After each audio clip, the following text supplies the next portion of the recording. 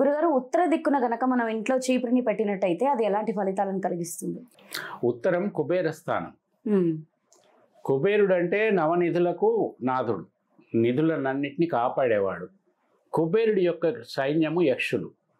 యక్షరాజు కుబేరుడు అన్నమాట. యక్షులు అంటే మాయలు, మంత్రాలు, అందము, రకరకాల విశ్లేషణలు ఉన్నాయి. హ్మ్. వాళ్ళు ఎంతో మేలు చేసేవాళ్ళు, ఫ్రెండ్లీగా ఉంటారు. అందుకే మనం ఏదైనా సంకల్పాలు లేకపోతే పూజలు ఇట్లాంటివి చేయవలసి వచ్చినప్పుడు ఉత్తరం దిక్కుని కొంచెం ఫ్రెండ్లీగా తీసుకుంటాం.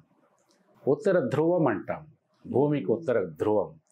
ఆ ఉత్తర ధ్రువం కనెక్టెడ్ టు ధ్రువ నక్షత్రం. ధ్రువ నక్షత్రానికి ఈక్వల్గా ఉన్నది ధ్రువం అంటాం.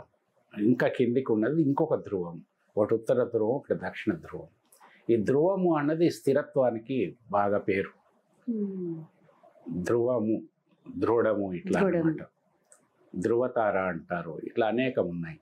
సో అక్కడ కుబేర స్థానంలో చీపురును పెట్టడం ఇది హర్షణీయం కాదు.